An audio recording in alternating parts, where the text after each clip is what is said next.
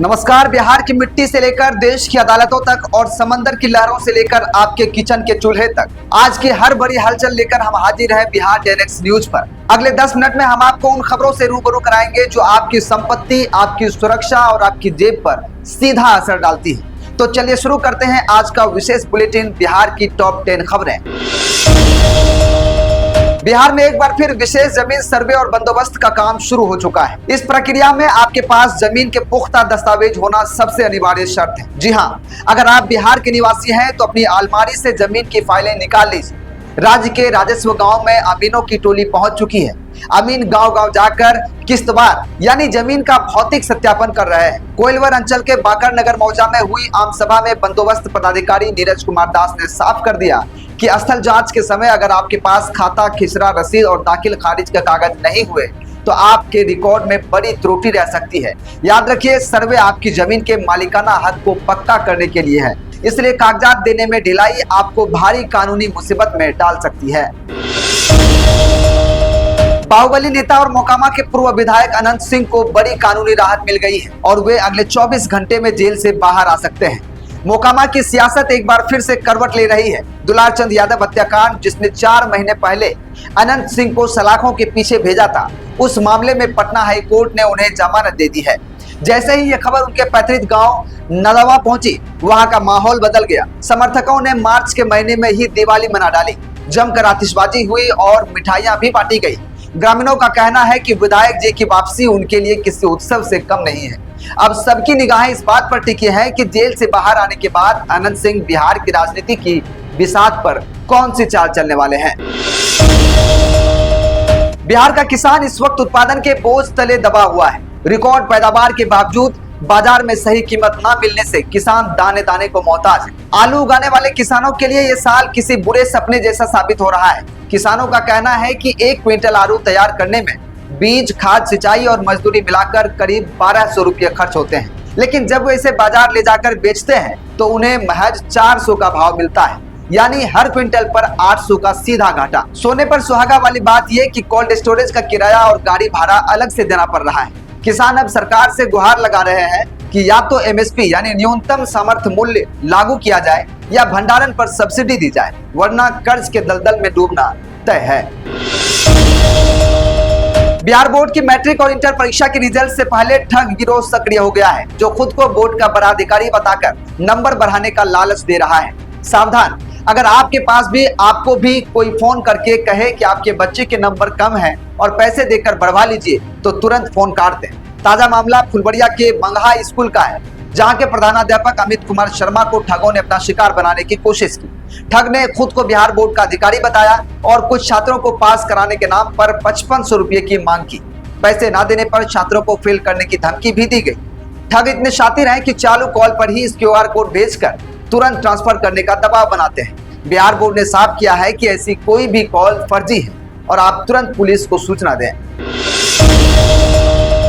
त्योहार के दौरान शांति व्यवस्था बनाए रखने के लिए भोजपुर जिला प्रशासन ने अभूतपूर्व सुरक्षा इंतजाम किए हैं और सभी सरकारी कर्मियों की छुट्टियां कैंसिल कर दी है। आगामी ईद पर्व को लेकर भोजपुर जिला प्रशासन एक्शन मोड में है। DM तनय सुल्तानिया और SP राज ने स्पष्ट आदेश जारी किया है कि जिले में परिंदा भी पर नहीं मार सकेगा।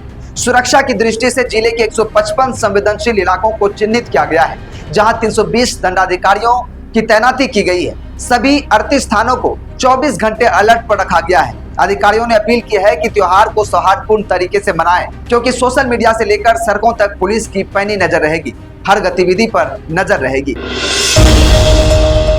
कैलेंडर नहीं, नोटिफिकेशन चाहिए। चौथे चरण के शिक्षक अभ्यर्थी का पटना में प्रदर्शन। दोस्तों बता दें, चौथे चरण की शिक्षक भर्ती के लिए नोटिफिकेशन जारी करने की मांग को लेकर बुधवार 18 मार्च को पटना में प्रदर्शन किया गया। शिक्षक अभ्यर्थियों ने अपने आंदोलन को पटना कॉलेज से शुरू किया, पैदल ही गांधी मैदान स्थित JP गोलंबर तक पहुंचे। अभ्यर्थियों को लोक भवन यानी राजभवन तक जाना था, लेकिन पुलिस ने JP गोलंबर के पास बैरिकेडिंग कर रोक दिया गया। छात्र नेता दिलीप कुमार ने कहा कि जुलाई 2025 में ही मुख्यमंत्री नीतीश कुमार ने यह घोषणा कर दी थी कि जल्द ही TRE-4 की परीक्षा ली जाएगी, लेकिन चुनाव खत्म होने के बाद अभी तक टाल मटोल की जा रही है। बता दें कि चौथे चरण के तहत करीब 46,000 शिक्षकों की भर्ती बिहार में होनी है। माना जा रहा है कि इस बार 85% पद बिहार के मूल निवासियों के लिए आरक्षित रहेगा। भारतीय क्रिकेट टीम के हेड कोच गौतम गंभीर ने अपनी पहचान और आवाज का गलत इस्तेमाल करने वाली कंपनियों और सोशल मीडिया अकाउंट्स के खिलाफ कोर्ट का रुख किया है। डिजिटल युग में आपकी आवाज और चेहरा भी सुरक्षित नहीं है। गौतम गंभीर ने दिल्ली हाई कोर्ट में एक सिविल सूट दायर किया है। उनका आरोप है कि एआई तकनीक और वॉइस क्लोनिंग के जरिए उनके फर्जी वीडियो बनाए जा रहे हैं। एक वीडियो में तो उनके फर्जी इस्तीफे की खबर फैला दी गई है, जिसे 29 लाख लोगों ने देखा है। गंभीर की लीगल टीम ने उन कंपनियों और हैंडल को घेरा है जो उनकी बिना अनुमति के मर्चेंडाइज बेच रहे हैं। यह केस भारत में पर्सनालिटी राइट और एआई दुरुपयोग के खिलाफ एक बड़ी मिसाल बनने जा रहा है। काम में बाधा डाली तो जाएगी नौकरी, विजय सिन्हा ने राजस्व कर्मचारियों को दिया चेतावनी। दोस्तों, पटना एयरपोर्ट पर उप मुख्यमंत्री विजय कुमार सिन्हा ने हड़ताली राजस्व कर्मचारियों को चेतावनी देते हुए कहा कि काम में बाधा डालने वालों की नौकरी जा सकती है। राजस्व कर्मचारियों की जारी हड़ताल पर सख्त रुख अपनाते हुए उन्होंने कहा कि राजस्व कर्मचारियों का वेतन बढ़ाने की मांग को लेकर हड़ताल करना और सरकारी कामकाज रोकना बेहद ही दुखद और दुर्भाग्यपूर्ण है। सिन्हा ने स्पष्ट किया कि सरकार उनकी मांगों पर सहानुभूतिपूर्वक विचार करने को तैयार है, लेकिन काम रोकना कतई स्वीकार्य नहीं होगा। विजय सिन्हा ने चेतावनी भरे लहजे में कहा कि जो कर्मचारी काम पर लौट आए हैं, उनके कामकाज में अगर कोई बाधा डालेगा तो सरकार ऐसे लोगों को नौकरी करने के अधिकार से वंचित कर सकती है। उन्होंने कहा कि 40 लाख परिमार्जन और 6 लाख दाखिल खारिज के मामलों का निपटारा सरकार की प्राथमिकता और इसमें अड़चन डालने वालों को बख्शा नहीं जाएगा। सरकार नियम के विरुद्ध किसी भी अराजकता को बर्दाश्त नहीं करेंगे। मिडिल ईस्ट में तनाव जारी के कारण भारत के 6 बड़े एलपीजी और एलएनजी जहाज स्ट्रेट ऑफ हॉर्मुज में फंस गए हैं, जिससे घरेलू गैस की किल्लत की आशंका गहरा गई है। रसोई गैस को लेकर एक चिंताजनक खबर आ रही है। वेसल ट्रैकिंग डेटा के मुताबिक भारत के 6 महत्वपूर्ण जहाज, जिनमें करीब 3.38 लाख मीट्रिक टन गैस लदी है, अंतर्राष्ट्रीय तनाव के कारण फंसे हुए हैं। ये भारत के कुल मासिक जरूरत का लगभग 20% हिस्सा है। हालांकि घबराने की जरूरत नहीं है, क्योंकि सरकार ने बैकअप प्लान तैयार कर लिया है। घरेलू स्तर पर गैस उत्पादन में 40% तक की बढ़ोतरी की गई है। सरकार की पहली प्राथमिकता घरों के चूल्हे जलाए रखना है, इसलिए कॉमर्शियल सप्लाई यानी होटलें आदि के बजाय घरेलू उपभोक्ताओं को प्राथमिकता दी जा रही है। अगले 24 घंटे में बिहार का मौसम में बड़ा बदलाव आने वाला है। उत्तर और दक्षिण बिहार के तापमान में भारी अंतर देखा जाएगा। बिहार का मिजाज आज से पूरी तरह बदलने वाला है। उत्तर बिहार के जिलों जैसे सीतामढ़ी, मधुबनी और सुपौल में घने बादल छाए रहेंगे और कई जगहों पर गरज चमक के साथ बारिश और बिजली गिरने की भी संभावना है। वहीं राजधानी पटना और गया में धूप छांव का खेल चलेगा, जिससे उमस बढ़ सकती है। लेकिन सबसे ज्यादा परेशानी दक्षिण बिहार के औरंगाबाद और रोहतास में होगी, जहां पारा 34 डिग्री सेल्सियस के पार जा सकता है। यानी उत्तर बिहार में छाता साथ रखिए और दक्षिण बिहार में पानी की बोतल। तो ये थी आज की वो खबरें जिन पर आपकी नजर होना बेहद जरूरी था।